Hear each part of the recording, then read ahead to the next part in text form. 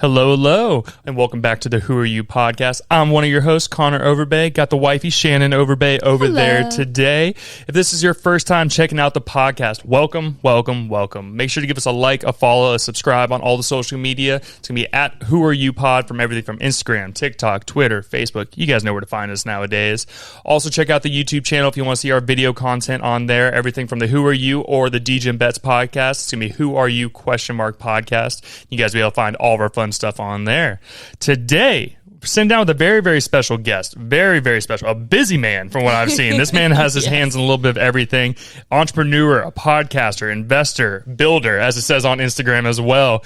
Today we're sitting down with Mr. Justin Block. Welcome to the Who Are You podcast, my man. Appreciate y'all having me. Of course, bud. And just to give a little background on how we ended up connecting was through Tim Horvath. Shout out Tim, past guest of the podcast, a really good guy. It was a really interesting conversation that we had with him. So whenever he mentioned you, I was like, definitely down. So we're big on, networking through everybody that we sit down with and, just giving everybody an opportunity to come hang out. Yeah, I love that. No, I think it's cool what y'all are doing. And again, appreciate y'all for having me. Of course, man. So we're going to kind of get to know a little bit more of your backstory today. And then obviously we're going to talk about business, the podcasting, and everything you're involved in. So just to get started with you, where are you from? Here, born and raised in Jacksonville. Yes, sir. Do you just want me to give you the story? Go right ahead. Cool. So grew up in like the Deerwood area. Again, born and raised here. Grew up in an entrepreneurial family. That's sort of like what I tell everyone. Dad's side of the family's, I'm a fifth generation entrepreneur, and then my mom's side of the family is all entrepreneurs. So sort of in my blood, it was an interesting upbringing. Dad's away building the business, mom's home doing some stuff, like just, sort of a crazy upbringing in a little bit of ways, but it was really fun. And like from a young age, I knew like I want to be a business guy. I didn't know what exactly I wanted to do. I knew I like either wanted to join the family business or do my own thing one day. And so from like probably like 6 years old, I was like, I'm going to do this thing. So home life wasn't like the greatest. I think like every family, we all have our challenges and stuff like that. I won't go too in depth there just out of respect for everyone. But yeah, like we were talking earlier, like never really liked school. And so I think like from a young age, that was like sort of what like I guess shaped me in a way. Again, growing up, like just didn't really fit in. I feel like with the school system, I was like always, messing around or like, just screwing off. And like my teachers would just like be like, this kid like doesn't even like care. And I'm like, probably didn't, honestly, looking back. Yeah. And so I never really applied myself because I didn't really, even from a young age, didn't think I was like getting much out of it. Probably looking back, obviously you learn the basics, like, you learn like how to read and, do math. But besides that, I was like, I don't want to be here. Yeah. And, played sports. Like I had a little brother, he's a few years younger than me. So I had a good upbringing and, like we typical brother stuff, like fought and like had fun, always hanging around, like playing sports, going on the scooters. But then as I got older, still didn't really like school. And then when I was probably like 12 years old, I had like my first like, I guess like real life experience with like my aunt passing away. And so that wasn't the most fun thing. And I remember that because I got sad. And I guess I was really sad, so my parents sent me to a therapist who used to be an ex-Jaguars player. I forget the dude's name. Really? He used to be like, I think he used to be a backup quarterback. It was somewhere here in town. All I remember was throwing the football with him outside of his like clinic or whatever. Yeah. And this was like our third appointment. Again, I don't remember what we talked about. I understand, yeah. But I remember my mom coming to pick me up that day, and I was like outside just like sitting there waiting to leave, and he was like, yeah, I think your son's depressed. And so I remember that just like as a young kid. It didn't really like stick with me like consciously, but like subconsciously I think it was there. So that was tough for me. I remember that, and my aunt was like really close with me. And she used to eat these like little like, you remember like the Coca-Cola gummies? Yeah. Yeah. That was like her favorite thing. So like whenever I see those, like I always remember her, and it sort of makes me sad, but they're really good candy. So I still like eating them. But that was like a big moment for me where I was like, dang, like, life is like real. Like this is like real life stuff, Mm-hmm. And so past that, again, I went to some good schools here in town, private schools, and, fast forwarding to high school a little bit, still like was not having fun, was not applying myself. Outside the classroom, I was having fun. I was playing sports, and just like again, wasn't applying myself. So come college, I didn't really get into where I wanted to go, and I ended up fast forwarding a little bit. I ended up graduating from University of Florida, but that's not how my college career started. I guess technically, I went to 3 schools, and I dropped out once, twice. So college was tough for me. Mm-hmm. And so I ended up getting into the University of Alabama. Really? So I went to Bama for a semester. That's a huge school, yeah. Yeah, so I went to Bama for a semester, and obviously I went for a semester, so I didn't really like it that much. was coming back and forth a little bit to Jax, just like trying to like, get my bearings, honestly, because I was just like a little homesick, and I was like, screw school. I'm learning business from a guy who's never taught me business. I was like, Mom, Dad, I don't want to be here. And they're like, no, like you're getting your degree. And so I was like, all right, like if I'm going to do this thing, like, I'm going to try to go to Florida. And so like environmentally, I could probably say like I was maybe a little depressed. Like again, wasn't having the most fun. I was going to class. I was still hanging out with friends and stuff. Like I even rushed fraternities at Alabama, but like turned down the bids and stuff. I just wasn't feeling it. And I think just that environment too, like you're a college kid, like it's parties, people drinking, like fucking off on. Can we curse on here? Of course, yeah, you're perfectly fine. Yeah, you're not bothered. Yeah, okay, go right ahead. Yeah, I'll probably curse a little bit then. So people are screwing off a little bit, and that to me, I was just like, this isn't gonna help me. So I was like, I need to leave, and so I was like, all right, like I'm gonna try to go to Florida. So I ended up leaving Alabama, and then in the spring of the next semester, I went to Santa Fe College in Gainesville, so the community college that feeds University of Florida. Yep. And I ended up moving in with two of my buddies from high school, which, looking back was probably not the best decision because then they were also partying and having a bunch of fun. I was like, this is also not probably the best environment for me. So went to class and still was hating it, honestly. What'd you go to college for? So I ended up graduating with a food and resource economics degree. Oh, so nice. Okay. For the food business. Makes sense. Like a minor in entrepreneurship. And so around that time though, like I think this was my first semester there. Yeah, I think it was my first semester. And so I skipped ahead a lot in the beginning, but again, I mentioned my family's a family of entrepreneurs, and so growing up, my grandfather was like my my role model. But as I got older, he developed a form of dementia, so he was in a wheelchair and couldn't speak. But whenever I was with him, like I felt like he was like speaking to me like telepathically through his eyes or something. Yeah. I felt like he was just telling me, he's like, Justin, you're gonna do something awesome with your life. And it was like the only time I really felt like someone actually like believed in me. And like I know my parents, they do, and like they said that stuff, but I didn't really like feel it, I guess. But with him, I did. And so like I didn't even get to talk to him. Again, like when I was little, I did, but I don't remember what I was talking with him about. All I know is like I looked up to him from an entrepreneur standpoint, from a family man standpoint. And again, he wasn't the perfect guy, but so I went to college, Santa Fe that semester, and then like halfway through the semester, I think towards the end, he ended up passing away, and so that day sucked. Because I remember I was coming out of class and like my dad calls me and he's like sort of sobbing, and like my dad's he's very like hardcore entrepreneur, like type A guy. And so he doesn't cry. At least I don't see him cry. And he's like sobbing. I'm just like, oh gosh. This is serious. Yeah. And so he's like, Poppy died. Poppy was what I call them. And you need to come home. And I was just like already hating school. And I was just like, oh my God, like this is the worst day, literally probably the worst day of my life thus far.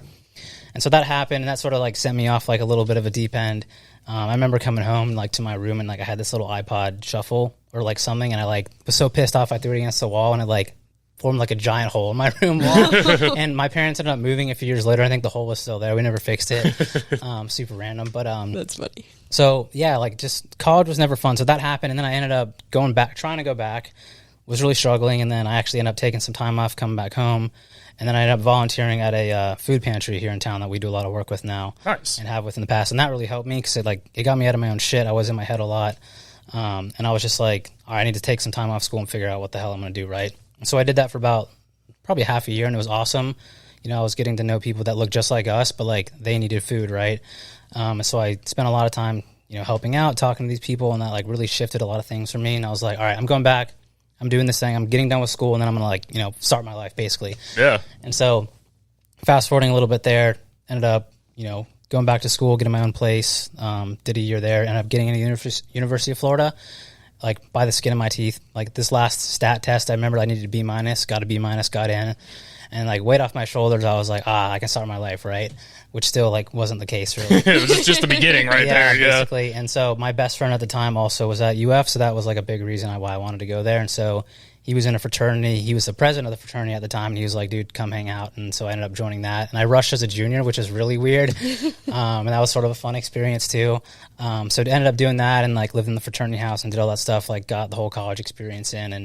And Florida still was like, I wasn't loving it either. Like even then, I had a lot more friends, but I was still in the classroom. I was like, I'm learning stuff from people who've never even done what I want to do. It never made sense to me. And like, looking back, I could go on I don't want to make this podcast about how I dislike school, but I could go on a whole rant. I understand. But basically, like halfway through my senior year, I was so done. I was like, I need to get out of here. And so again, fast forward to graduation day. Like, if y'all have ever been to the O-Dome down in Gainesville, like, I haven't had a chance yet. Where they play basketball, it's a basketball stadium. We graduate there, and I'm in a school with 6,000 students, right? But my major has 300 of them. So I'm like, I don't even know most of y'all. Like, you don't care about me. I don't care about you. You're supposed to walk across the stage and go sit back down, right? And so I got one of my best friends by my side in my fraternity. I'm like, dude, I'm out of here. And he's like, what do you mean? He's like, I'm gone. Like, I'm ready to get out. So I walk across the stage, and I go through the tunnel where, like, all the basketball players come through. There's cops everywhere. And they're just like, what are you doing here, dude? And I'm just like, I got to leave. I forget what I told them. I think I made up some excuse, and they finally let me go after like 10 minutes of arguing with me. Oh, gosh. And I call my parents. I'm like, yo, I'm outside. And they're just like, what? I swear I just saw you sit back down. And I'm like, no, I'm outside. Let's go. And so they were like, what are you doing? I'm like, I'm so ready to get out of here. Yeah. And during that time, too, my dad was talking to me about joining the family business. And a week before I graduated, he asked me to join. So I actually ended up doing that. And I was like, I'm ready to come in tomorrow. And he's like, no, take some time off. And I was like, I'm coming in tomorrow. And he's like, no, take some time off. So we settled at a month off. I took a month off school and like still just sort of like fucked off and like did some stuff and traveled a little bit. And then went and joined the family business and started from the bottom and worked my way up. And then, again, throughout my life was working there, like on the weekends and in the summers and stuff. So I was very familiar, but like officially I was there, and I was really excited because I was like, I actually get to learn. And I did learn a ton. And we were a food and beverage manufacturing company. We actually sold it for the second time earlier this year. So I'm no longer with the company. It's Congrats, by the way. I saw that. Thank you. And just before we get too deep into the family business, right? So your great grandfather created Redi-Whip. Yeah, he was a co-founder of Redi-Whip, yeah. I read that. I was like, what? Yeah, that's a famous name that almost anybody really knows if you pay attention in the grocery stores, anywhere else you go. Yeah, it's a cool brand. We don't do the best job of, like, I guess, letting people know about our history in Jacksonville. So, like, I can just run y'all through it real quick, Yeah. too. So, great-great-grandfather had a canning business in Chicago, and then eventually the family migrated down here to Jacksonville. So my great-grandfather was a co-founder of Redi-Whip, and then my grandfather actually brought the first UHT dairy facility to the country. And so UHT is a type of pasteurization. So Okay, makes sense. traditional milk is like 21 days, on the shelf, but like this is like the 60-plus day shelf life stuff. So he brought that to the States, that technology from Germany. And so we had the Redi-Whip business and then the long life business. Everything was under that name. And so we eventually built and sold that company. So had two companies the family already sold. Then a few years later, my grandfather ended up starting this company that we just sold for the second time, which is about 40 years old now, but evolved over time. But like started again as a dairy, I guess mainly like a dairy supplier to big brands nationally. I think we were the first national dairy supplier in the country. Wow. Really? Yeah. And then so did you, sorry, not to cut you off you're here. good. So did you guys have like your own like pastures with like cows and everything like that? Or did you just the product? Like you processed the milk and then got to the products that you were looking for? Like what was the whole thing? Good question. So, so my grandfather ran the facility here, and that's, if you ever been in a manufacturing facility or in the industry, like it's a 24/7, 7-day-a-week thing. Like it doesn't stop because people got to eat, right? Exactly. Like, you shut the plant down, you lose money, and then you can't supply things. So like it's 24/7. So he lived at that plant. So when we sold that, he was like, I don't want to own a facility again if I'm getting back in this business. So our business model was very different, actually. And a lot of people in the industry actually ask us all the time, like, how do y'all even exist? But we co-packed a lot of our products. So what that means is we would go to like existing facilities and use their equipment, their technology to make our products for us and sell to our customers. So that's how we sort of started. And then when my grandfather started the business, I believe Wendy's was our first customer. And so Really? they were buying like a lot of sour cream from like a bunch of different dairies across the world, or across the country, excuse me. And like it's very inconsistent from dairy to dairy. So like the dairy in the Northeast, like it would be different and versus like California. So Wendy's was like, we need consistency. So we came in and then I think we brought it down from like 20 or 30 dairies down to 2. Wow. Same product, all nationwide. And that's how the business got started.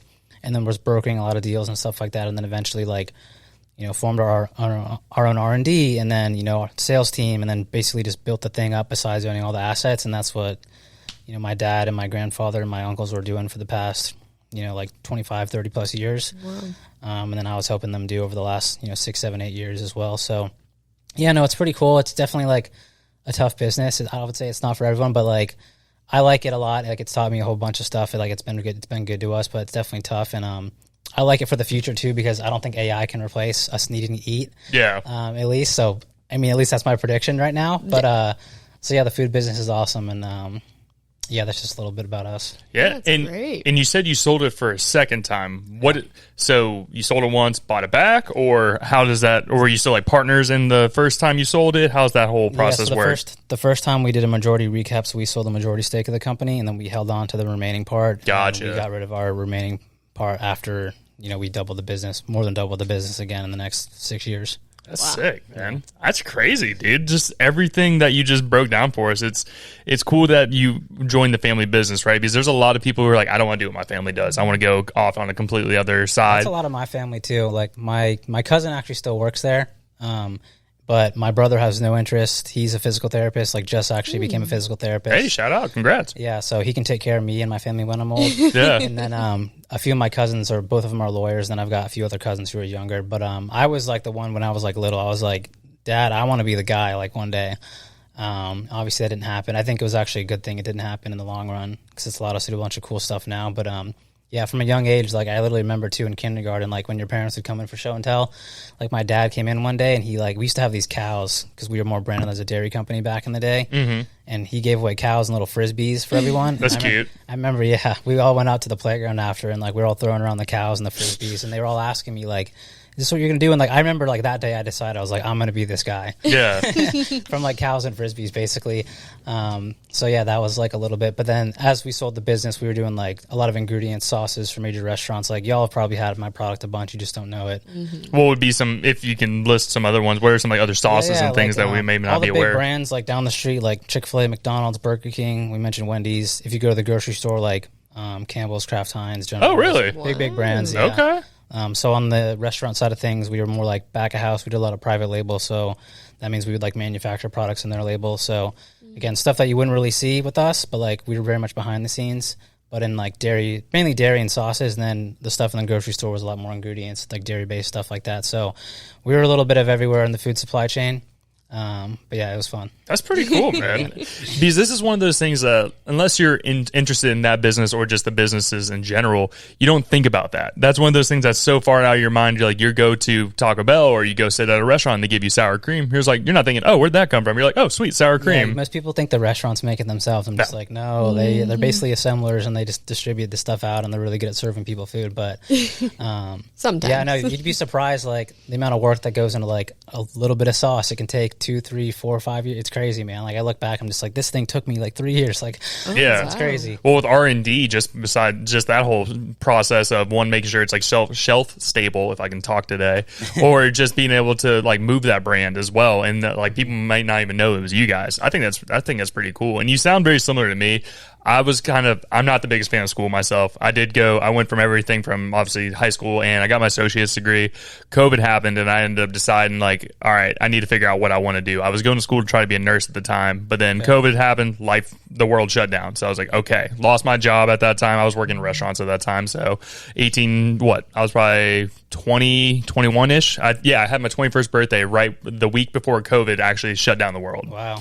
And I work in trades now. So I do HVAC. So I work on people's HVAC units, assembly, installation, maintenance, all that kind of stuff. Shannon works for law offices. She is basically a paralegal, really, is what she is. So, but I got to the point where I just liked working with my hands. I've always been a tinkerer or trying to figure out something new.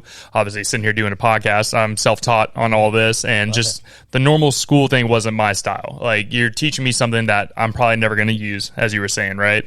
And I was intelligent enough where I could BS throughout high school. I didn't go to a pristine high school. I went to Sandalwood here in Jacksonville and got enough to get through where I got almost half my associate's degree done by the time I graduated high school, went to college, got that done, and then just kind of been figuring other things out besides that. I personally enjoy the trade side because it's one of those, as you said, AI can't take it away quite yet. Obviously, if something breaks down, we can't just boot up a robot to go send out there or have a drone go in there and drop off a piece or anything quite yet. So I like the trade sides of things. Yeah, no, the trades are cool. You mentioned like COVID and that stuff too. Like COVID for us was a big time too. I mean, on the business, it was a big time for my life too, especially. I can give you all this background because it's actually like, I think, a pretty important moment in my life.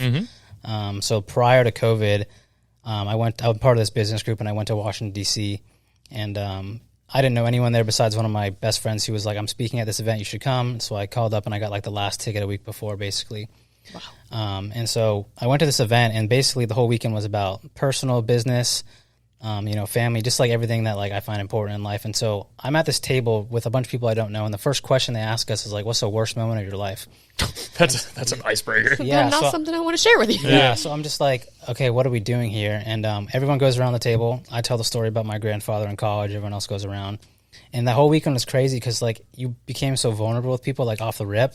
And so like I left that weekend feeling like, what the hell did I just do? But also I was like, this is amazing. Like I want this kind of relationship with like more of my other friends. Because even like my close friends growing up or like friends from college, like we wouldn't get that vulnerable. And like the environment was set up for like, we could share this kind of stuff, right? And I was thinking, I was like, how do I do more of this in life? And that's when, the world shut down too a few months later, and I got really heavy into like personal development, which is like what I'm really passionate about now. And that stems from two of my buddies that I met at that event, and also my best friend here. And like we did a personal development course. And then when the world shut down, our business was 85% like just gone, right? Because again, we're in the food business. So I was moved out. I moved back in with my dad. He was like, we can work together from home. And so my whole day was like, you can't go sell when like the world shut down. Like no one's like, oh, we want to buy from you. Like we're just trying to survive, right? So like we didn't have a whole lot to do. We were just trying to survive. We didn't lay anyone off. We were building a new building. We pressed pause on that. So we were just coming up with strategy, and we were like, how can we still grow this thing? How can we survive? Because when we come out of this thing, hopefully one day, like we'll be ready, like to kick ass, basically, right? And so my whole day was just like, okay, I'm gonna do what I got to do in business, and I'm gonna go do this personal development stuff, and I'm gonna go to the gym. That was like my whole day for like a year and a half, basically. And I was like more hooked on the personal development stuff than I was in the business, because the business was just like, again, we were just trying to survive. And then for the past like 5-6 years now, I've been like really heavy into that, and I think that in and of itself, like, is when I really learned like a lot about life, from books I read, from mentors, from like podcasts and stuff. Because like we talk about school, like the traditional school system we have now is like from the 1800s. Like I think it's from like Germany, or like it's somewhere in Europe where like it's archaic. Yeah, basically. Like the kings back in the day, like they created school to like basically make like soldiers for themselves, and we're using basically that system today. And like most people are like kinesthetic learners, so like they learn by doing. You don't just learn by sitting in the classroom just being told do this and like memorize this test. But like every test is going to be different based on the teacher. So like this teacher could make a bad test, and like I could think I'm smart or whatever, and like still fail it and be like I'm an idiot. And that's how I felt a little bit. I was like, I'm not getting good grades. Like, is there something wrong with me? And I don't know if y'all have ever heard this thing called Alpha School. It's this really awesome school. Like I'm so pumped up about it. And I don't have kids. But I love this thing because it's for like kindergartners and young kids. But they use AI to teach kids for like 2 hours a day. And then the rest of the day, they're like playing, having fun, like starting businesses, starting nonprofits. Oh, wow. I'm just like, this is what school should be. That's pretty cool, actually. It's like I like 2 that. hours of learning, and then they get to know themselves more. And I think school doesn't teach you how to know yourself. It doesn't tell you how to do your taxes. It doesn't tell you how to invest in real estate. It doesn't tell you how to public speak. It doesn't tell you how to read people. There's all these skills that like it doesn't teach you. So like when I got out of school and I was in the business, I was like, I don't know shit. I was like, I thought I'd do some stuff, but I was like, I still don't know anything. But then I got really heavy into the books and the podcasts and stuff, and I found some mentors in my life, and that's what really changed my life, not the school stuff. And then again, it depends what you want to go to school for. I'm like not knocking all school. I understand. I love education, but I think if you're like into business and that kind of stuff, like something's got to change. And I see myself getting more into that lately. But like that's why I'm doing like some of the stuff I'm doing now with like getting online, and like starting my podcast and stuff like that. But I just look back. I'm like, I learned like 2% of the stuff I learned when I was older in school. Like that's the actual stuff I learned, but the rest I was like, it's just nonsense. And so I'm very passionate about that. But that's like led me down this path now where like, post exit of the business, like investing in companies. I'm writing a book now too, which is like, I'm writing a book. I'm doing all the stuff like you mentioned earlier. So like the book's taking a lot of my time. And it's sort of like what we're talking about here today. So I definitely see myself like doing a lot more of that kind of stuff in the future, because like that's what actually helped me, not traditional school. Yeah, I can understand that. I mean, and for someone who graduated college, obviously Shannon did, and you did as well. With what you do for your job, Shannon, do you really think the education you got at college really put you into the position, like you knew exactly what to do right when you got there, right? No, absolutely not. I mean, obviously I did go to school for criminal justice. It's not She wanted to be a cop law. Originally. Okay. So I did kind of end up in a different field than what I studied, but there's only so much they can teach you. Like you said, it's real life experience. You have to get your hands on, like actually do to know how to navigate situations. So I think, and especially it depends on the company you go to as well. Everyone has their own policies, procedures, how they do things, and they're going to want you to do a certain way. Yep. They're not going to teach you that certain way in college. So I mean, it's the same for me. Obviously, with what I do as a physical job where I have to go and put hands on things. And I worked for a company before the one I currently work with, and they were all about just selling someone a brand new unit, going after old people, women, and all that. Basically, just make them sign on to a 12-year freaking payment plan and just absolutely wreck people's credit. And I just couldn't stand that, because with me, like, I'm better with the soft skills when it comes to like talking to people, right? A lot of people may see me come up. I'm 6'4", 6'5". I'm a kind of a big dude. I'm not scary looking in any way, shape, or form. I usually walk up with a smile, and they would use that against people. We're like, oh, Connor's really good with people. He can, talk his way through things and be able to sell this stuff. I'm like, yes, but I don't want to do it in a bad way where I'm literally ruining people's lives. And I guess got to the point where I was there for 3 months. I left. I was just like, I'm good. I was making $4,000 or $5,000 a week paychecks. It wasn't bad money, but it's just something you gotta be able to live with yourself, at the end of the day. Well, and they were using your skills that are life skills that you have grown and like learned over years, not stuff you learned in school. Yeah, and she's also gotten to see the arc of me. Like, we've been together for 10 years, married for 2 now. Nice.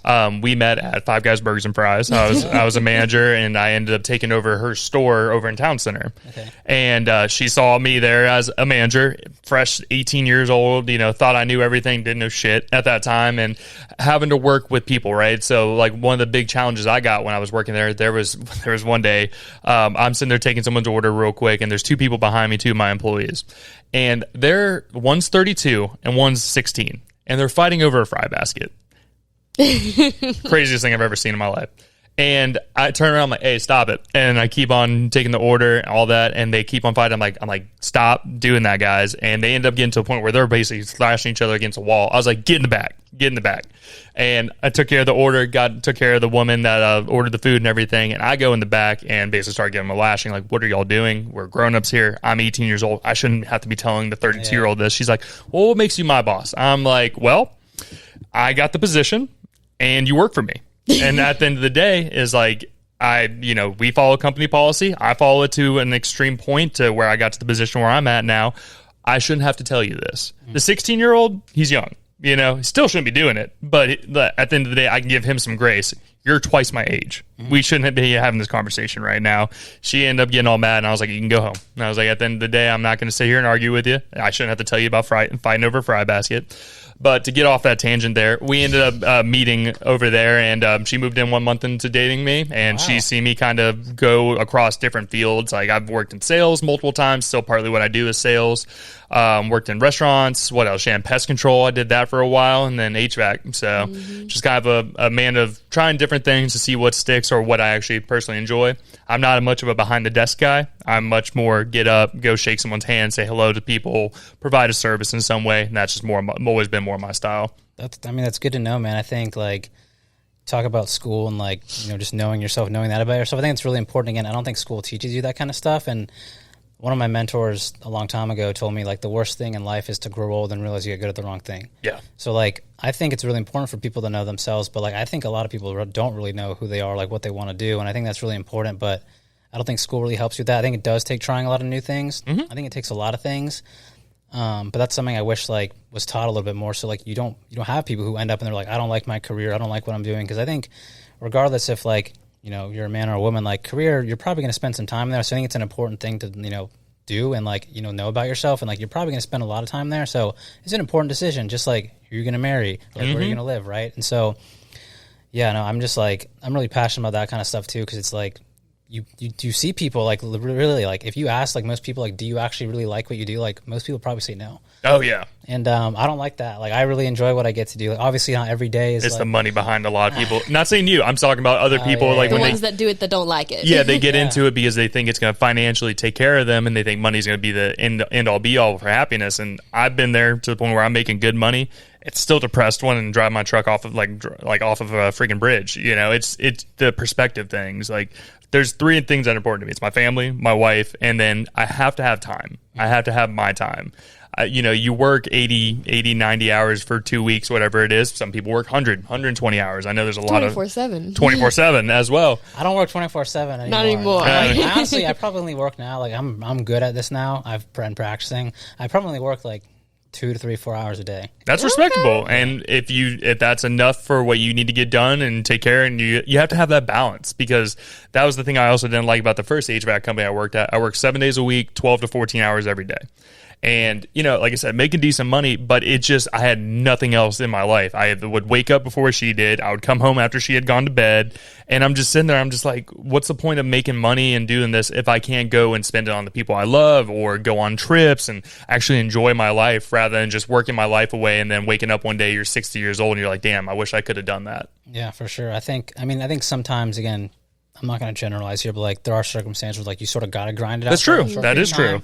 But like having the goal of like, hey, like once I do make a certain amount, like I'm gonna know my number, be financially independent, so I can, get healthy or whatever. Because I know a lot of really successful people. Like I know billionaires, I know decamillionaires. Like decamillionaires, Jesus. There's guys out there that like make a lot of money, but I wouldn't trade lives with them because they let their health slip. Like their family life isn't that great. Like they're not really fulfilled. I'm actually writing, like what sparked my book is actually like me meeting these people, because like I like grew up, I was like, I want to be like these guys, and I meet most of these guys, I'm like, your guys' life ain't that cool, you just got a lot of money. So this is sort of what sparked my idea for my book. But like I think to have a really good life, it requires 4 things. That's health, wealth, which means like financial independence, depending on who you are, love, which is just basically good people around you in a relationship with yourself, and then fulfillment, which I think is a step above happiness. It's like living what you're made for. And yeah, I meet a lot of people, and I think, like, again, we all just want to feel good at the end of the day. Yeah. And we don't really want the nice car or the nice house. We want how it makes us feel. And I think just knowing that about, again, I had to learn this the hard way. I learned this through books, because I was, like, achieving stuff, and I was, like, it was cool for, like, 6 days or, like, 6 hours. And I'm like, all right, now on to the next thing. And it's just never-ending loop. That's my issue that I've been working on, is what's like, next. It's a skill set to, like, be present and, like, be grateful. Like, now I'm like, dude, I wake up and like my family's healthy, I'm healthy, like I won. Like I'm living. Yeah. But that did not come easy, because like for most of my life I was not living like that. And even in the business and kind of stuff, I was just seeing people just like grind it away, and I was like what's the end game here? I was like, what are we doing all this for? And again, I think if you ask most people that, like they would struggle to answer that question, and I struggled to answer that question. So like I actually had like coaches and mentors help me with this kind of stuff. But again, not stuff I was taught in school. But I think it's really, really important to know, like, what are you doing this all for? Like, what's your end game? Like, why are you doing what you do? Mm-hmm. Where are you trying to go, and that kind of stuff, instead of just like waking up and doing the thing and then just hoping, one day your life just magically gets better. Like, that's not how it works. Like, you got to be really intentional with like what you want out of life, like who you want to surround yourself with, how you want to feel. Because a lot of people have goals for like external things, but a lot of people don't have goals for how they want to feel. Mm-hmm. And I think that's really important. It's even more important than the external stuff, because you're thinking the external stuff is going to get you the money, is going to get you the feeling, which is what you actually want. But we focus on the external stuff. I don't know if have y'all ever read the book Man's Search for Meaning? I have not. Have you heard of it? Okay, so it's this really awesome book. It's about a Holocaust survivor named Viktor Frankl. It's honestly, like, I read a lot. If all of my books were burning away and I could save one book, it'd probably be this book. Okay. But it's about this man. Yeah, it's really good, honestly. But it's about this man, again, he's a Jewish man, gets captured, brought into the Holocaust, loses everything, his family, his life's work, everything. But his whole story is about how, again, he's going through the Holocaust. So, like, you're reading it, like, as he's going through the Holocaust. And he realizes, like, hey, like, the external world might be hell, but I can choose how I get to feel. And he finds joy and meaning, like, while he's in the Holocaust. There's a really good story about him being fed. This is, like, a year or two into it. And he's, like, skin and bones. Like, he's just flesh and bone. He's, like, nothing, right?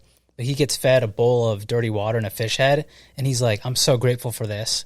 And he's, I forget if he was, like, he wasn't a psychologist. He was some sort of other... he had some sort of other specialist in that field around there. I forget exactly what it is. I should know this. But he would observe people in the camps, and like they would think they're getting out on Christmas, and then like 3 days later when Christmas was done, like they would pass away, because like they just thought, like, I'm going to get this thing, and then it would be gone. So he realized the power of the mind. And I read that story like 6 years ago, and I'm Jewish myself, so it resonates. Okay. I read that story, and I was just like, dude, like, we have this superpower that like no one knows about. And there's actually an interview of him post-Holocaust where, like, the book's blown up. It's sold over, like, 20 million copies, I think, to the day. Maybe even more, way more than that probably now. But he's being interviewed, and he's passed away, obviously. But there's an interview of him, and the lady's like, your book is super successful. Like, what do you think? And he's like, it's sort of crazy that my book is successful, like, that people had to learn about me going through the Holocaust just to learn about this kind of stuff. And so he said that in the interview, and I was like, damn, this is crazy. And I try to think about that a lot. I try to hold that perspective, like, if I didn't get the sale, whatever, like if that girl I'd asked out said no, whatever, like if if something didn't happen that I wanted to happen, like whatever, like what we're dealing with is like real easy. So I always try to hold that frame of like, this guy is actually dealing with some stuff. And like I deal with a lot of charities and stuff right now. Like there's one of the foundations I'm on is all about supporting hunger relief across the world. And like a child dies every 10 seconds of hunger relief. So like, it's like they can't get food. And it's like, I'm complaining about nothing. And so like, I think all that stuff is just like a skill set, but like, again, we're not taught this stuff. And I wish we were taught more of this stuff. So that's like why I like want to like go do what I'm doing and like preach this kind of message, because I think it's really important. And I think it could help a lot of people because it helped me. But again, like not stuff I was taught in school, not the stuff I was taught by like my friends or peer group. Like I had to find this the hard way, because I was like, I don't want to feel like this anymore. And I was like, I want to make my life like really fucking awesome, honestly. And like, this book was recommended to me, and I was like, it changed my life. I think everyone should read it, honestly. It just helps you like take a step back and realize like I can pretty much do like within reason. Obviously, like, I'm not going to be LeBron James. Like, same here. Within reason, like I can pretty much do whatever I set my mind to. But like this is a skill set that I have to develop. Like I have to be very intentional with how I think, because how you think translates to what you do, and what you do is going to translate to what your life's going to look like, right? But it's powerful stuff, man. Like I could keep going on. I want to like just keep yapping here, but you're good. I mean, perspective is a huge thing, and that's something like me and Shannon and a lot of people we've spoken to on the podcast. Like, I'm big on the mental health side of things because I grew up like hardcore depressed, had bad issues with it. Just stuff just didn't feel right to me. I was always mad at the world. Things were just, everything was wrong. And then it takes just perspective changes. Like there's been about 3 instances I would say that are big perspective changers for me. Was whenever I was in high school getting community service hours, I worked at AA and Narcotics Anonymous centers, and sitting down with people who were either my age or 20 to 30 years older than me, and listening to what people said about addiction and why they were in it. And I'm like, so you can choose this way, right? I'm depressed. I can go get hooked on something, and then that's my life, right? Or I can go and work on myself and see why I'm feeling that way, and maybe try to work towards getting to that better feeling, as you were saying, right? Eat healthier, be around people who actually fill your cup rather than take out of your cup, you know, a mix of those things. And I remember sitting there and like people were talking to each other about like doing terrible things to get drugs, or, you know, waking up with the shakes in the morning and having to take, you know, whether it's big swigs of alcohol just to get right. Other ones is just, you know, going, when I was doing the pest control job, to be 100% honest with you, I would go into homes every single day and see people who were unfortunately on the lower socioeconomic scale than I was. And people were babies running around, diapers full, moms with 4 kids just trying to make things work. Shannon, this is a famous story on this podcast. I saw a little girl who had the tips of her toes eaten off by rats because it was so infested. Oh, so like I would come home and I'm like, my life's not that bad. And then third, through sitting here doing the podcast, man, we've sat here. You're episode 189. Wow. And we do new guests every single week, or, you know, there's some Sunday hangouts where it's just me and the wife. But through sitting down with people, like we've had one barbershop owner, their son got murdered right in front of them and died in their arms, and other people who have gone through, whether it was suicidal issues in the past, or people who have tried to take their lives, or people who started at a completely different start line than I did. And just it helps you switch that perspective. Like life can be worse, but you're just always trying to push to be better, right? One of my big things that Shannon knows is a saying of mine is just be 1% better every single day. That's a small goal that is achievable, and that's either reading a couple more pages than what you would normally do, me learning a new way to edit the podcast, or reaching out to a new person, even though I'm so tired from working at my job at the day, still pushing. You know, Shannon knows this about me. I'm always doing something. I'm always there's not a lot of time for me just to sit down and not do anything. But I'm also one of the mindsets of idle hands are the devil's playground. I'm not religious personally, but I feel like it's a very true saying. Is usually if I'm sitting there doing nothing is when that depression kind of creeps back in and makes me feel like I'm not doing enough. Yeah, I think if you don't have that skill set, like you get in your head too much, like you get in your head, you're dead, sort of thing, right? But yeah, man, it's crazy. Like again, life can be tough for a lot of people. But it takes a lot to, like, you know, get out of that kind of stuff, because also just on like from a neuroscience perspective too, like you're physically rewiring your brain, and your brain it hates just like the hard route, right? Like we want to do the easy thing, right? And so like when you're doing that, like it's work. Like you're physically rewiring the neurons in your brain, and you're changing how you think, and like even like your environment affects this kind of stuff. And if you're not taught all this stuff too, like it's really, really hard. But again too, like what you were saying, man, like if you're not if you're not intentional with this stuff, if you're not even aware of it, because I think awareness is like the first step, honestly. Very so if big you don't thing. have people in your life who are aware of this kind of stuff too, unless you somehow develop that awareness within yourself to like, you know, maybe get out of your situation or do the best you can to like help yourself, like it's tough. And I think I don't know if I'd call it like a consciousness thing.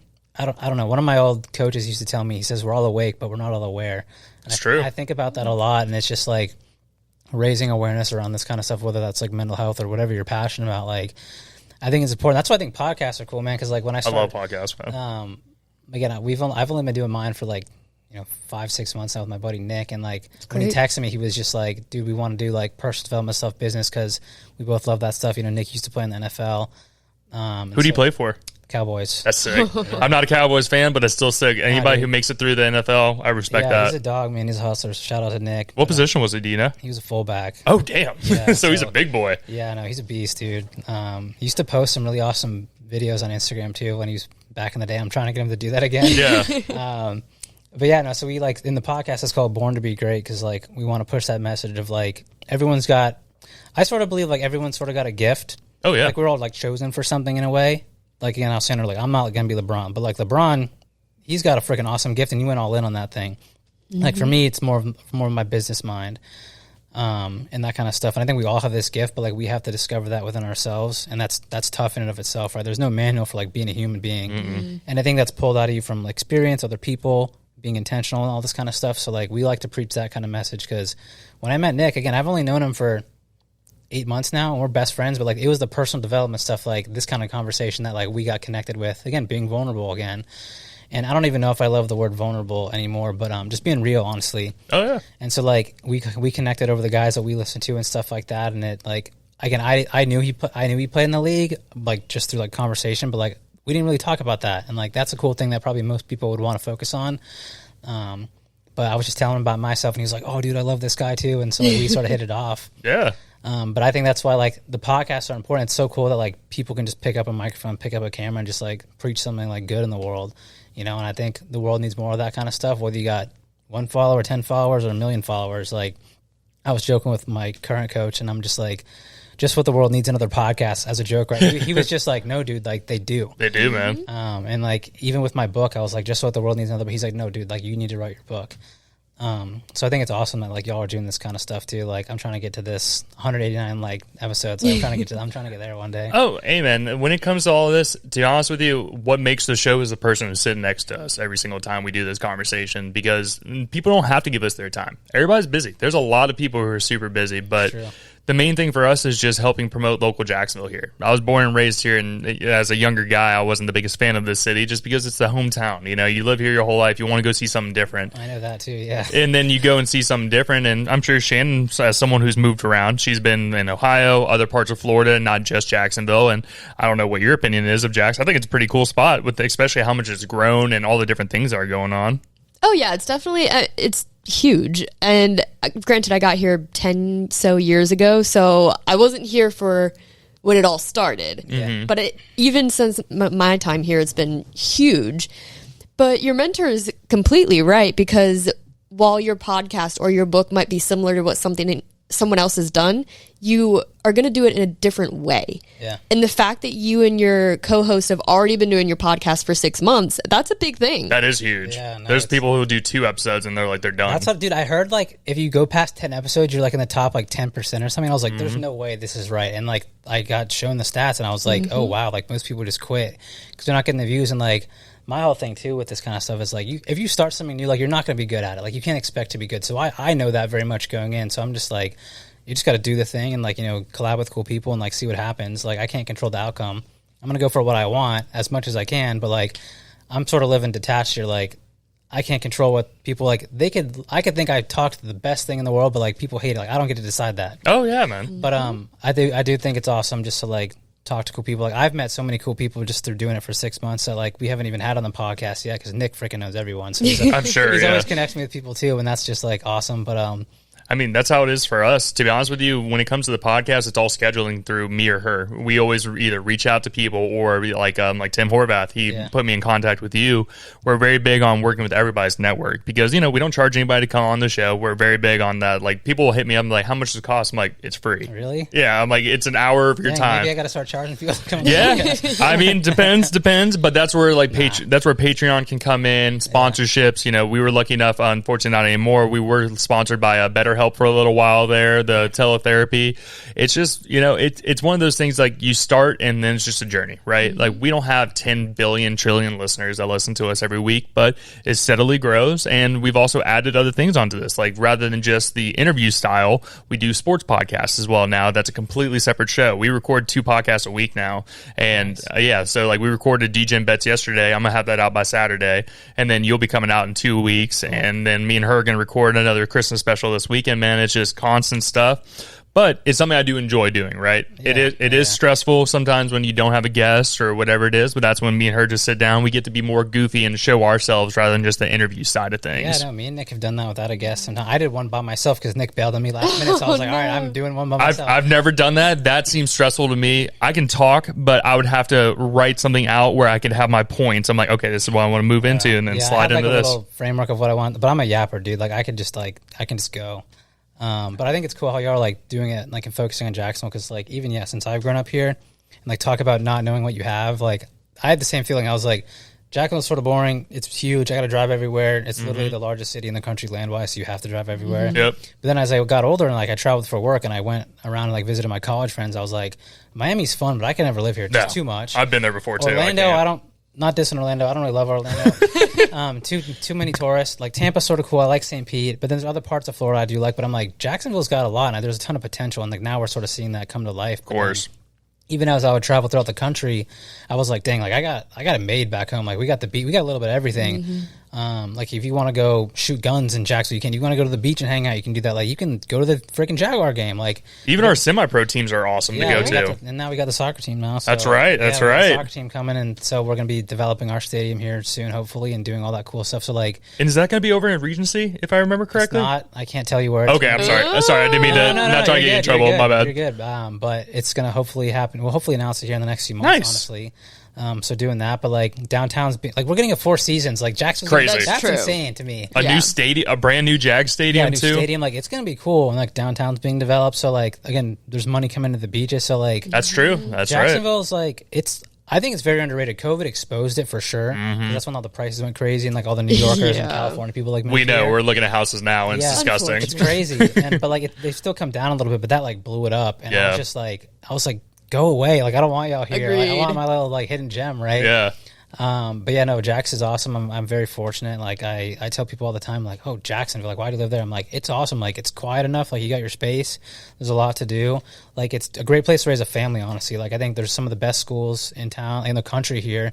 Great hospitals, great community. Like, it's getting better and better. And I think, honestly, like, I think if you fast forward probably like 10, 20 years, like, compare us to Tampa, I think we will be like the new Tampa. Like, downtown's gonna be awesome once they get the downtown built up. And that's the thing, is just the people here. We have every kind of person here. It's very diverse. And if you look at our set here, so this was a guy named John Hawkins. Shout out to John. He actually just moved to Texas. He's in the military.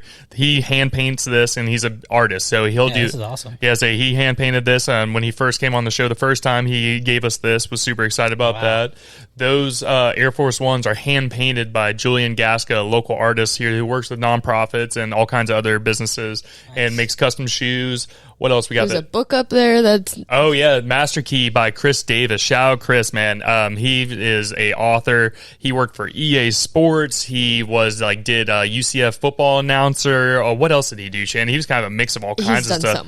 He's done so much. And with that book is it's like a more anime style, but there's a reasoning behind it. Like, the book, it's double spaced, and it's to help people with their literacy rate. He used to work at-risk schools, and people were just not reading. So he would try to, or not being able to comprehend or be able to read just because the school system failed them. And he is basically making a 6-part series, and as the number of books keeps going on, it becomes tighter and tighter, so you're reading more, and you're becoming a better reader over time. There's a couple other things that you put into the book to help with the literacy rates of of school children and everything.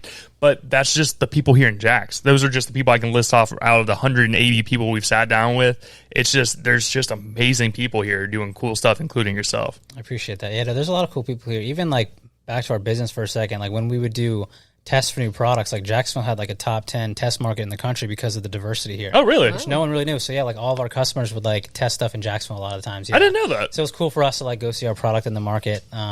I did that a lot and had to go to the gym twice that day. But yeah, no, again, very diverse, growing city. So I'm proud to like be born and raised here and like, yeah, I just love it. It's a good spot, man. Like I said, I used to not like it as much, but as I've gotten older and met people and gotten more involved in the community, it's a cool spot. And there's even more things coming into Jacksonville now. Like there's I don't know if you ever heard of Jacksonville Run Club. Yeah, they go around and have thousands of people running around with them, just getting people out there and getting healthy. There's the art markets that happen every single weekend now in Riverside. Obviously down at the beaches, there's always something's always going on. Run club. I go to that one, the Neptune Run Club. Do you?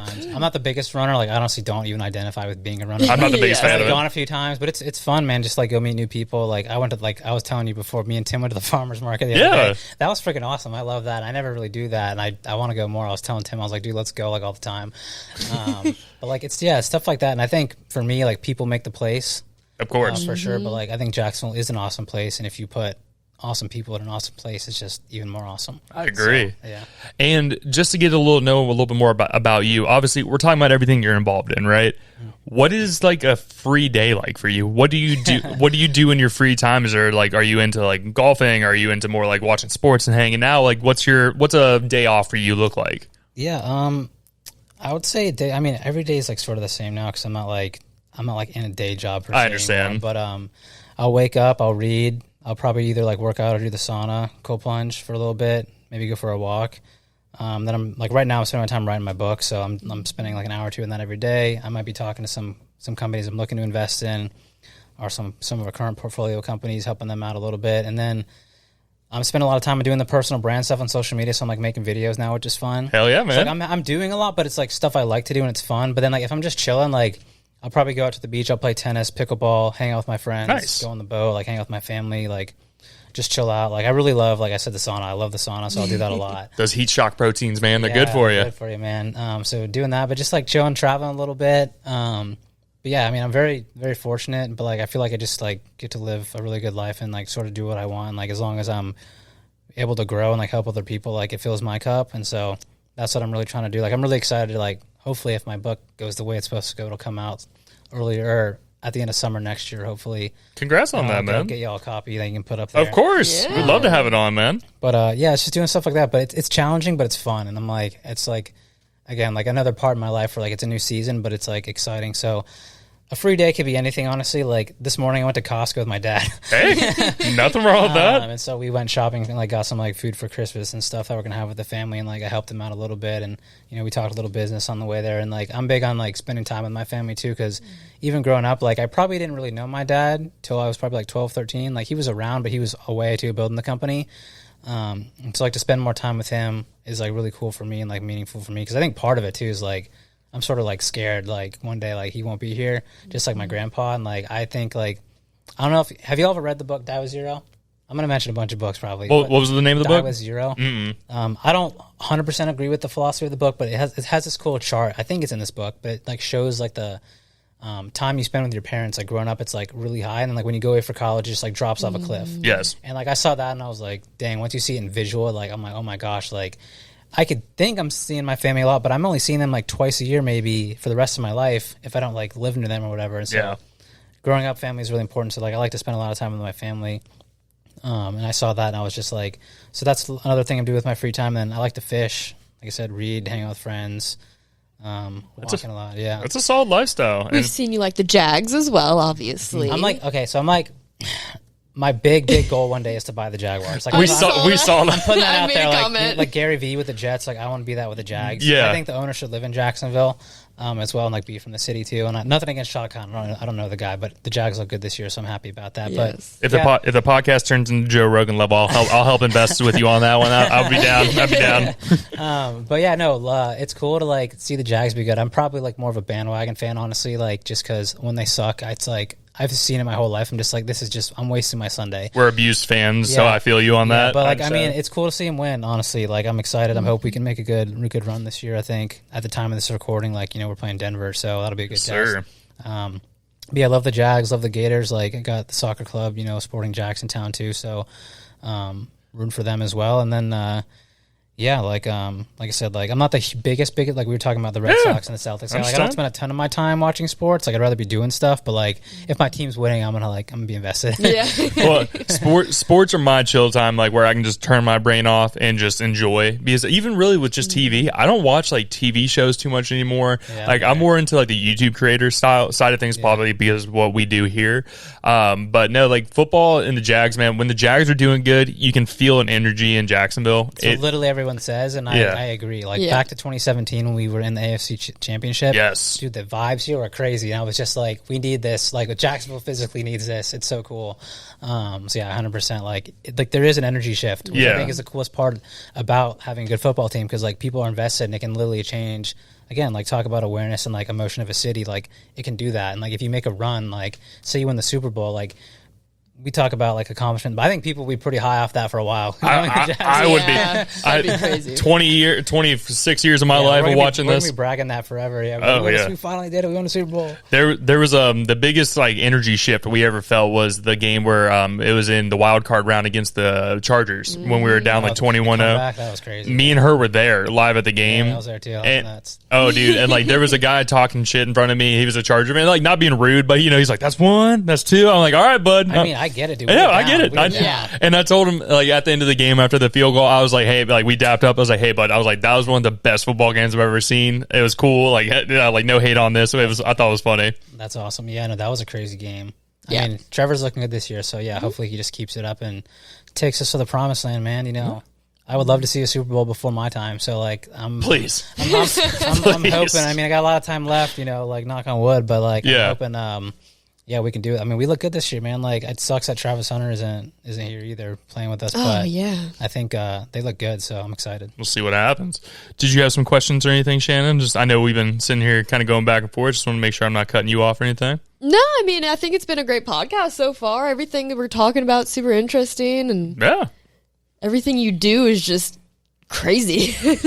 So I did have a question for you since you brought up the soccer club. What are we allowed to know about the soccer club? If you don't mind, is there anything? What do you want to know? So where did this idea come from for a soccer club to come to Jacksonville, right? Because obviously, soccer is growing throughout the United States. It's getting bigger and bigger, and obviously we're hosting the World Cup this year, right? Mm-hmm. So where did the idea to come to Jacksonville? Was this something that you kind of came up with, or is this people you met up with and then became a part owner of it? How'd that all kind of work? It was not me. I believe our president, Steve, brought the idea to our majority owner, Ricky, and he was like, I have this opportunity to bring professional soccer to Jacksonville. And I think at the beginning he was like, this isn't real, but eventually like it became a real thing. And so this is probably like 2 or 3 years, maybe like I guess 3 or 4 years ago now. I don't know, but eventually like Ricky was like, all right, I'm doing this thing, like I'm gonna need some help. And then he's really good friends with Tim Tebow, so Tim's also an investor in the team. Oh, really? An owner of the team. Like Fred Taylor of the Jags is also part of the team too, as well. So like we got a bunch of Gators. It's really cool. Honestly. I love this. And then I was actually in New York at a meeting, and it was funny. I didn't know Ricky at the time, and I knew Tim a little bit, and Tim was speaking there, and so I got to hang out with him a little bit. And Ricky was like, "You want to come in on this thing?" And I was like, "I don't really know anything about professional sports or soccer, but like this seems cool." So wrote a little check, just a minority investor in the team, but yeah, no, I was like happy to support that, and like it's cool to see like the women's team now is playing at UNF. We got the men's team kicking off in March, which is cool, and hopefully we'll make the stadium announcement, sometime early next year, and then hopefully just see things grow from there, and bring another professional. I mean, they're already playing, but like bringing more pro sports to Jacksonville, which is cool, and we're in the USL League, and then I think in a few years there'll actually be like how like the Premier League has like pro relegation. Yeah, we'll be bringing that here too, so it'll be more like traditional soccer across the globe, which is cool. So that'd be cool because I've never had a chance to go sit at actually a professional soccer game in general. So it would be like I love going to Jumbo Shrimp games, Iceman. Back in the day when we still had the Jacksonville Giants, the semi-pro basketball team. I love just going to anything just because I maybe didn't play it. I love going and sitting in the atmosphere because it's just fun. Mm-hmm. I got a game on Saturday, man. If y'all want to come out, like may have to go. Welcome. Like, may have to come check. Like in 2 days. Oh wait, we had the Christmas party. Yeah. So we got plenty of the season left, so you guys have to make it out. yeah, Yeah, man, definitely. shoot me a message. I would love to come out because, like I said, just going out and experience things and seeing professionals play sports, something that I can't do anymore. I can't imagine trying to run for 90 minutes right now. One, a hamstring would be gone, or my ACLs would be gone. I'd be cooked too. I just went to the gym before this and did like a cardio workout, and I kicked my butt. And I'm just like, dude, if I had to go any harder than this, like I don't know what would happen. But I say business is my sport. I try to stay like as in the best because I think health. Like if you don't have your health, you don't got anything. Like I said earlier, like I know a billionaire that I've probably known for a few years now, and this dude's got like he's got a bunch of planes, but he's got a bunch of health. He's got a bunch of health issues because he basically sacrificed his health for all of his money. Yeah, and now he's flying around the world trying to fix himself, and I'm just like, that's not a life I want to live. So when I was talking about earlier, like health is so important. I think especially like in my life with entrepreneurs and stuff, like they sacrifice their health. They sacrifice a lot of things to make the money. And I understand it to a point, but I don't think it's the be all end all. And that's just sort of a message I want to preach where it's like another one of my favorite authors is Robin Sharma. I'm giving you all a bunch of really good books here today. I was going to say, you're giving us like a good list. But he wrote this book called I think it's no, it's not. It's the Wealth That Money Can't Buy. That's the name of the book. Okay. But he's got 8 types of wealth in the book. It's a really solid book. He's got another really good book called The 5 a.m. Club. Really awesome book. But he talks about that in that book as well. And I just think, I look out at people, at least in my space, and I'm just like, dude, if you don't got your health, like I was sick 2 weeks ago, and like I couldn't pay my way into being healthy. Like I would have been like, dang. And like I know a lot of successful guys who would probably give away all their money just to be our age again with nothing. That's true. So like this is the fucking moment right now where we're young, like we're doing the thing. Like this is the golden age right now. It's not when I get the money, I get the wife, I get the kids. Now like this is it right now. It's about the journey, not about the final for sure. plays. And I struggle with that a ton because I was like, I was the guy who was like, why would I even go on a journey if I don't have a destination? Yeah, that was literally my thinking until my coach was like, dude, you're a moron. Like this is not how it works. And I was like, okay, you're right. That's why I'm working with you.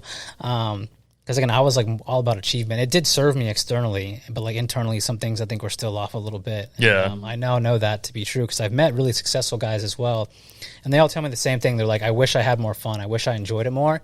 And they also tell me, I think if I enjoyed it more, I would have accomplished more too. Which that just tripped me up because I was like, dang. Because like if you actually think about it, like if you're having fun doing what you love, like you have a well integrated, balanced life, right? And you are enjoying it, you're more likely to make better decisions versus being pissed off, frustrated, and trying to sacrifice everything and make bad decisions. Exactly. Like, that's how they describe it to me. And it's very common among the guys that I look up to who are very successful. They all tell me the same thing. That's why I'm telling you all this right now because it's just like I've seen it. Like they've told me this in person, like to my face. And so like I'm just like for young people, I'm like enjoy right now. Like whatever you got to do, like go for it, but like make sure you're like enjoying and like building your life and being intentional with it. You know, don't sacrifice your health. Like you don't got to make all the money in the world. Like surround yourself with good people. Like, you know, hopefully you're fulfilled doing what you love and like hanging out with people and kind of stuff. Like you have a good life. Like you won. You look back on your life, you won. Oh yeah. And but I don't think most people win, honestly. And so like that's what my book's going to be about. But I think people can win. I think you can sort of have it all. It just takes a little bit of work and tension, and like maybe you got to take a few steps back to go forward. But it's like sort of like my message now, I guess, if like I had like a message to leave people. No, I like that. And is there a title to the book, or are we still not allowed to know that yet? I'm working on a few. Okay, I don't know if I want to say it now. That's fine. That's understandable. But I do like what I have. Okay. Well, like I said, man, we look forward to seeing it when it comes out. And so I did have an investment question. So, and if this is rude, just let me know. I'm not trying to be rude. What's your favorite investment that you made that maybe you didn't think was going to work out and then it actually ended up blowing you away? If that's a rude question, I'm not trying to make you like go into anything. I'm going to give you two. I'm going to give you what you asked for, like the business one, then I'm going to give you like the real one. Okay. The business one. So on the business side of things, I would say land and real estate. Again, it's not like sexy or exciting. Yeah. But there's only so much land. There's only so much real estate. We've got a few properties, some land, and it's done very well. And so I would say that. I think, again, I'm not an expert on that kind of stuff, but like I know enough to be dangerous, I would say.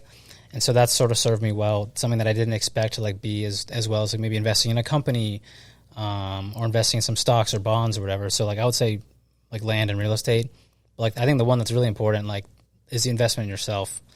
And besides my sauna, I always tell people like books, like podcasts, if you can hire a coach, if you can find a coach. I always tell people too, if they're like, I can't afford a coach or mentor, I always tell people, go to your local nonprofits, like look at their board of directors, find someone. If you're a lawyer, right? Like go find, maybe there's a lawyer that's on the board, or like you're tradesman, and like maybe there's a guy that owns a landscaping company. Yeah. Go find him and reach out and be like, yo, like I'm trying to be like you. Like, would you like have a coffee with me? Those kind of people love to give back. So like, you can find a mentor for free if you just go out and search for them, because they're not really looking for you. Like, as they are looking for you, like the books want you to buy them, like the podcasts want you to listen to them. These people are looking for you, but you also have to look for the in-person one. So I would say the real one is the investment in yourself. Like, people always ask you, like, dude, how do you do all this stuff? I'm like, dude, I fucking read books. Like, whenever you ask me what a free day is like, I'll actually tell you what a free day is like. If I'm not doing shit, I'm on YouTube and I'm scrolling through my thing and I'm listening to Tony Robbins, I'm listening to Ed Mylett, I'm listening to like all the business guys I like to. I'm listening to like, how can I grow my YouTube and like I'm trying to learn.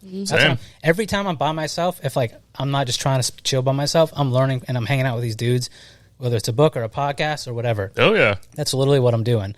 And so, yeah, I think that's the best investment you can make in yourself. So I'm always learning, like you said, get better every day. I love that. Like I'm learning every day. I think if you become a learning machine, like you're going to be a killer in today's world. Because I think most people, like you talk about school, right? We talk about school. I think school for me, it made me hate learning and it made me hate reading. And now I love to learn and I love reading. And it was funny because like I look at a lot of people that I know and like they don't read, like they don't even read anymore, and then they don't like to learn. And I'm just like, I think that's a byproduct of the school system. Yeah. Like again, they were a victim in that sense. They got done with it and they're like, we're done. Exactly. Yeah. I think that's a shame because like if you're constantly learning and you're constantly growing every day, like you're gonna have a great life. And that's what I'm doing in my free time. So like, yeah, the investment, the real estate, but like most importantly, the investment in yourself. And if you can get a sauna, that's like, oh, that's the saunas are huge. That's the real deal, man. Those and the cold plunges, man. I've heard everybody. I've done a sauna before. I've never done a cold plunge. I've heard it's good for you. Obviously, it helps with recovery and like a mix of other things that comes with it. It's good. I don't like doing it because it's freaking cold. Exactly. Yeah. But you feel good after. Like you get a little rush. You get a little high. You feel chill, and then like you got a bunch of energy. Yeah. But other than that, like if I had to pick one, I'd pick the sauna. Like I get totally relaxed and like you sweat it all out and you just chill out a bit. But yeah, going from the sauna to like 180 to 200 degrees to like 50 below degrees, like back and forth. Ooh, that'll get you. But it's awesome. Is it a steam sauna or infrared? No, I got the traditional one, so it's just like it's an electric one, but it's got the rocks that heats up. So you can put the steam on it, so it steams up.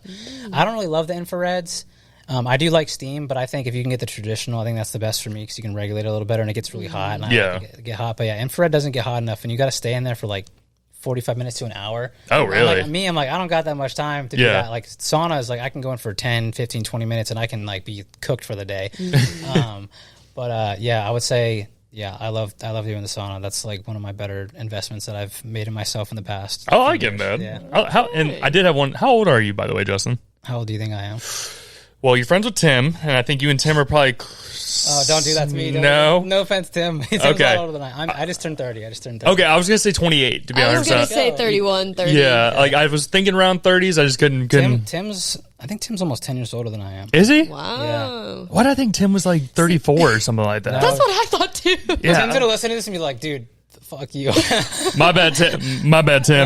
Actually, no, not my bad. I gave you less years on you. Tim's awesome. He's a great guy, and I actually met Tim through one of my best friends playing spike ball, and then I've gotten really close with Tim and a bunch of his crew, and so like having people like that too. Talk about having people around Jacksonville, like people who want to get better, that want to grow, that are like, I mean, for me, like-minded in business. Like I think that's really important. It doesn't matter if you're on the same like business level or not, but like if you got the same values and like you care about the same shit, like that to me is important. And I think Tim's definitely one of those guys. A lot of our friends are those kind of guys, and I think that's really important, man. Like at the end of your life, if I had to like again give another thing too, like again, I like business, I like accomplishing stuff, but like people are gonna say like 2 sentences is gonna be about like my business accomplishments. The rest hopefully is about like how I made them feel and like how I helped them believe in themselves and like I was a good friend. Like that's the shit that actually matters. Yeah. The business stuff is cool, and I don't fault it at all. Like I think you should get rich and make a lot of money so you can help a lot of people. Like I'm all about that kind of stuff. But to think it's going to like fulfill you at the end of the day, for the most part, it's probably not the right thing. But I think the stuff that matters is like, again, the people in your life and like how you gave back, and it hopefully made the world a better place. At least that's how I was raised. And so I'm just trying to be like a little part of that, man. Like, and it's fun. It's tough sometimes, but yeah, surrounding yourself with good people, like there's nothing better than that. Like when you accomplish something, that's the first thing you want to do is share it. Exactly. Like, you just want to be like, oh, I did this, I want to do that. So, yeah. And then you tell people. So yeah, I think that's like the most important thing for me in my life is definitely the people in my life. No, man, I'm the same way. I'm lucky enough to have like 4 or 5 friends I've known for 20 years. Like we literally from elementary school to we're still hang out. Like that Christmas party we're going to this weekend is a buddy I've known for a long time. That's great, man. Like I think if you can count that many close friends in your hand, like you're winning. Like even more than one. Like my dad always told me that growing up. He's like, if you can count close friends in your hand, like before you die, like you won. And like to like have that many like growing up, I've probably got the same. A few of them moved away. Of course, actually most of them moved away. But like that's what it's about, man. Like those long term relationships, even new friends. That's what it's about. But like, yeah, people for life. Like, dude, that's hard to come by for most people. It is, man. I'm like I have my co-host and our co-host on DJ and that's my boy Nolan. I would stay like summertime. I would stay like 3 weeks at his house. Like that's awesome. And it's just I am very lucky. That's the one thing. Like I do have a question for you. That's gonna be our ending question here. But like when it comes to success, is like. My success is my relationships with people, like my wife, making sure me and her communicating, we're on the same page about whether it's finances, relationship stuff, my buddies. I have to have my time away from where it's just me and I can just go be one of the guys and talk shit. It's nothing ever is really that serious, but just being stupid guys. And then there's those friends that you have where you can be that, whether it's vulnerable or you can have those real kinds of conversations of like what the pressure of being a man is like, whether it's being the big machismo guy trying to be the provider or, just trying to be a loving husband, because it's not easy. I'm sure Shannon knows it's not always easy. Relationships are built on work, trust, being there for each other at the hardest times where maybe you don't want to be the strong person there, but you have to be for that person. Yeah. So it's just, relationships are really the biggest things, because as you were saying, whenever you pass away one day, the only thing that's going to be left of you is your memory. And you're hoping the way your memory stays alive is by people talking about you and remembering you for who you were, not about the money or not about the other things that you did in this earth. It's just about, as you said, how you make people feel. That's what I think is so cool about podcasts too. And so like, I wasn't even like aware I was doing this until one of my coaches pointed out to me. He's like, dude, you're documenting yourself so like future generations can like literally like see when you're like 30 and like learn how you spoke and like watch your growth, and like they can go back and look at this stuff. I was like, that wasn't even in my awareness, but like that's so cool. And then he was like, dude, you should go interview your grandma. You should go interview your dad. Like, so like I actually did a podcast with my grandma. Yeah. And that was sort of crazy because like we talked deep, and like normally like I don't know many people. He was like, dude, you have to do this. Like you never know. And like I wish I did that with my grandpa. Like obviously I probably couldn't given his situation, but like I wish my grandfather wrote a book. I wish my dad wrote a book. That's why I'm writing a book, because I wasn't planning on writing a book, honestly. Like my coach was like, dude, fucking write the book right now. Like you never know what's gonna happen. And I was like, I'm gonna write this thing in 5 years when I got some more time. He's like, no, do it right now. Yeah. And so that's why I'm writing a book too, because it's like partly it's for me, partly it's for other people, but part of it too is just like what can really last. It's like, again, it's the books, it's the videos. Like nothing else is really gonna hear. Maybe there will be an AI version of it. I don't know. Maybe. But like the podcast stuff is so cool, and I think more people should like pick up the phone, pick up the camera, and just like whatever you want to talk about, like if it's not for the internet, like give it to your family. Yeah. Record. If you don't want to post it online, like maybe do a podcast with your family. I think that's so cool. And like I wasn't even aware of that. So like I'm gonna do this with my dad and my mom and my brother and like all my family members. And like I want to do it like once a year, and then we'll have this giant collection of like as we've gotten older and grown, and that's like cool. All this video. So we have this giant like family bucket of podcasts we can just go watch back, and like whenever we want to be like, oh, you said this thing here, and like 5 years later, like now you think differently. Yeah. And like maybe make a cool video out of it one day. I don't know. It's a good idea, because that's something we've done. We've had my dad, my stepfather on. We've had my mom on. We've had your sister on. And as you said, man, it's an audio diary. Like we even walked them through. We had gotten engaged whenever we started this podcast, and we literally walked them through the years of us getting everything prepared for the wedding. We literally did a podcast the day after our wedding, talking about the day. We literally went to Five Guys for lunch the day after the wedding, and where we first met and stuff. But as you said, man, it's just an audio diary. And at the end of the day, even if this doesn't turn into a multi, Joe Rogan sized podcast, it's something that I've enjoyed doing. And, my kids will be able to see what their dad looked like at 22, 23, 24, 25. Dude, that stuff's crazy. I've always thought about like, would I be friends with my dad when, like, if we were the same age? Like, have you ever thought about that? Like, me and my dad would not be friends if we were the same age. Would I be friends with my parents? Like, if we were the same age? I've always thought about that. And, like, now, like, if I can when like hopefully when I have kids and like they can see this one day and be like, would we be friends or not? Like I don't know. It's just something I run through my head sometimes. But I'd be vibing now. I think my kids would like me. I think they would like me. That's awesome. My dad's a little different. He was a little bit more of a Guido from New Jersey back in the day. Chains and had the earrings in. Crazy. Hey, that's good. I mean, someone's got to do it. That's right. That's awesome. right. That's cool that y'all have had your family on. I love to hear that already. Honestly, like we're very close, man. Literally, parents are divorced, but both remarried, and we all live within a mile of each other from here. Wow. So we're very, very close on that, as you said, like the whole time where it goes down. While I was in college, it was like that. We weren't obviously all the happiest with each other at those times for different reasons, but we've grown and had those harder conversations where stuff was fucked up in the past. We've talked about it, gone past it, and we're a much stronger family unit now, and it works well. Shannon gets to see it and be involved in it as well. She's seen the arc of this freaking family just go up and down, but it's a good thing. That's awesome. But I do have one final question for you. And usually I do ask, do you feel successful? And obviously, sitting here talking to you, I can see that you are, in my opinion, I guess, from the outside looking in, do seem pretty successful. But I guess my final question is, what does success mean to you, or what does success look like for you? That's a good question. I think success for me, I mean, when I define success, that's just like hitting an expectation. But success for me, like a successful life, is what I talked about earlier. It's being healthy. Like I'm healthy. My family's healthy. The people I care about are healthy. I'm financially independent. Like I think that's important nowadays. That's huge. I got really good people around me in my circle, and I'm fulfilled at the end of the day. And I think as long as you have those four at like a high level, I think that's success. And I think for me in my life right now, like I think I do a pretty good job of living that. And so I would say like I do feel successful. Like I think about this a lot too. Like if you were to take all the stuff away from me, like the businesses and the stuff I've done, like I think I could live a pretty good life still without that kind of stuff. I could work my way back there, but I don't think the external stuff really defines you. I do think it's important to an extent. But success to me is, again, it's much more than money. Again, like we talked about, it's the health, it's the relationships, it's the fulfillment inside of you that like only you can figure that out, right? Like we all have different gifts. And fulfillment for me is living what you're made for. And I think I've sort of found like a few things that I'm good at in my calling in a way. And I think that stuff can change over time too. But like right now, like I think that's success for me. I like it, man.